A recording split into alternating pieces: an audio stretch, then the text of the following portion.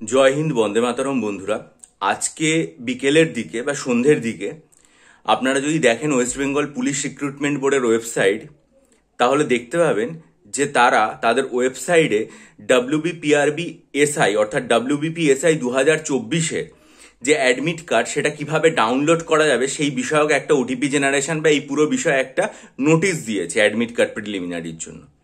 কিন্তু আমাদের কাছে সবচেয়ে গুরুত্বপূর্ণ ব্যাপার সেটা হচ্ছে এই যে লিস্টটা অ্যাডমিট কার্ডের নোটিশটা তারা দিয়েছে, তার নিচে তারা 140টা ক্যাটাগরি যে সাবকাস্ট OBC A এবং OBC B তে রয়েছে, যার মধ্যে OBC A এর অন্তর্ভুক্ত রয়েছে 49 এবং OBC B এর অন্তর্ভুক্ত রয়েছে 91টা সাবকাস্ট, পুরোটা তারা এখানে উল্লেখ করে দিয়েছে।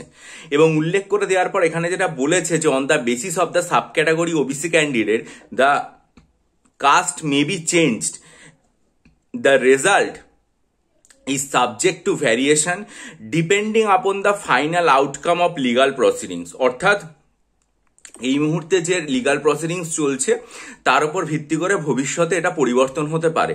তাহলে একটা জিনিস দেখুন, পুলিশ রিক্রুটমেন্ট বোর্ড কিন্তু এই যে একটা সুপ্রিম কোর্টের স্টে রয়েছে তার উপর ভিত্তি করে পরীক্ষাগুলো এখন নিয়ে নিচ্ছে। তারা কখনোই এটা অপেক্ষা করছে না যে একেবারে আলটিমেটলি কবে গিয়ে ফাইনাল ভার্ডিক্ট আসবে তবে তারা পরীক্ষা নেবে। এবং এগুলো দেখুন, এটা কিন্তু 2024-এর পরীক্ষা, ঠিক আছে? তাহলে একই রকম ভাবে পাবলিক সার্ভিস কমিশনের তরফ থেকেও কিন্তু আর বিন্দুমাত্র কোনো অসুবিধা থাকার কথা নয়, কারণ রাজ্যের পুলিশ রিক্রুটমেন্ট বোর্ড তারাও তো একটা সরকারি নিয়োগকারী সংস্থা। তারা যেখানে এই ব্যাপারটা মেনে নিয়ে নিয়োগ প্রক্রিয়ায় এগিয়ে যাচ্ছে, তাহলে পাবলিক সার্ভিস কমিশন অনায়াসেই পারে যে তারাও একই রকম ভাবে WBCS 2024, miscellaneous 2024, clerkship, IDO, MVI 2024-এর যে ইন্ডিকেটিভ অ্যাডভার্টাইজমেন্টগুলো তারা নভেম্বর এবং ডিসেম্বর 2024-এ বের করেছিল, সেগুলোর ডিটেল নোটিফিকেশন বের করলে এবং ফর্ম ফিল আপের প্রসেসটা শুরু করে দিল।